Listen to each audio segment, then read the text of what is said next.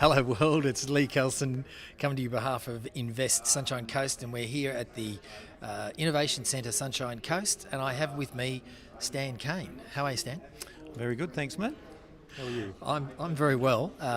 So you're just about to go in and do a pitch to the new Chief Entrepreneur, and you're ready to go?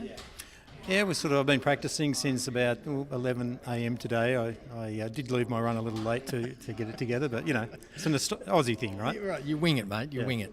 So Stan, just give us a quick background on you. From Tasmania, but tell us about what your story is. Oh, okay. I do have a sort of a diverse background. I'm actually a diesel fitter, if you know the term. Yes. So I worked in the mining industry, in the forest industry. Took up computing as a hobby. Ended up getting a degree in computer science as a mature age student, and gave up my life to do that. And then I kind of, when it was finished, I thought, well, what am I going to do now? So I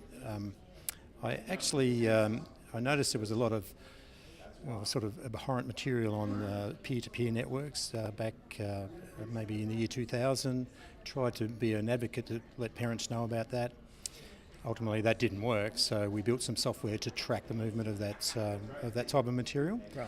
And then now we've gone right through. We have a suite of products that tracks illegal activity, whether it be child abuse, whether it be terrorist-related, fraud, or whatever, over a raft of different networks. So social media, clear, deep, dark web, and we work with IBM to help visualise that. So this in a very short time frame. That's a very good, nice typed, succinct.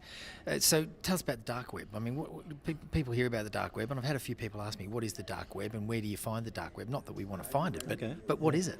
Well, it is. It's if you think about the clear web, which I would say that's the bit of the web that Google indexes. So if you're going to get it on a Google search result, it's not the dark web. So then you might have deeper web where it might be sort of password protected, that kind of stuff, where you're going into different sites and not open source in our terminology. And then the dark web is this usually, it's hidden by say Tor routers, if you know the Onion routers, and a variety of other techniques. But so it's all anonymous, but you can basically, if it's illegal and you want to buy it, it's kind of on there. So so that's anything from fake passports, stolen credit cards, anything like that.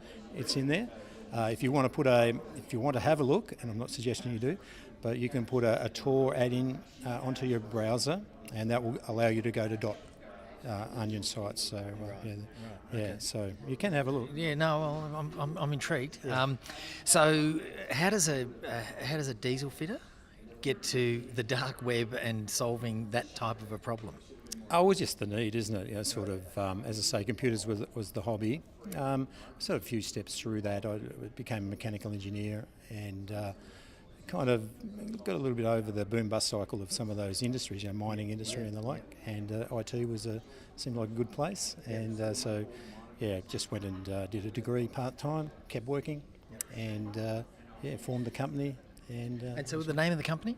Point Duty. Point Duty. And so it's got a bit of a police sort of bent to it. So if you know if you see the police on Point Duty as they're giving traffic directions, so it's kind of from that background. But we sell to law enforcement, intel agencies, defence, insurance agencies. So is there a consumer sort of bent to that as well, in terms of protecting kids, the kids' activity on websites and things like that? No, we don't have the time for that. I think that the next phase of our development would be that, more a commercial angle to it. But just at the moment, we're very busy doing what we're doing. So. Yeah. And you obviously built that from the Sunshine Coast, or you started in Tasmania and then continued? Yeah, started in Tasmania, and we came to the Sunshine Coast for an increased pool of IT resource, if you like. So where we are now is right next to the University of the Sunshine Coast. Right. And there's just more people here, so we can, we're expanding. But we also have people in Canberra. Just started our first guy in the US, and so we're splattered around a little bit, as you can do in an IT company. Yeah, that's right. And so, having a distributed workforce, and you can have people anywhere and all over the world, right? Yes, we do. Yeah. And we do, yeah. So even our Australian-based guys now, they're in, we have one in Europe, two in the US, and one in the air coming back from the US just as we speak. Yeah. Right. So, And so operating and running your business out of the Sunshine Coast, how's that been? great. Yeah. Yeah, I like it. The network that you can have from an organisation like the Innovation Centre, the support from local government, the support from the state government as well. We received a Ignite Ideas grant to help come to Queensland, and it's been a very good move for us. And so just the level of entrepreneurship around here is fantastic. So it feeds off each other. So it's great. Excellent, Stan. Thanks for talking with us. And just one thing to finish, what's the fishing like up here? It's not bad. You don't have to go too far from here to catch good fish. So it sounds like you may have been on my sites. So, all right, thanks. We'll be coming back with more interviews from the Innovation Centre here on the Sunshine Coast. Thanks, Stan. Pleasure. you. Cheers, mate.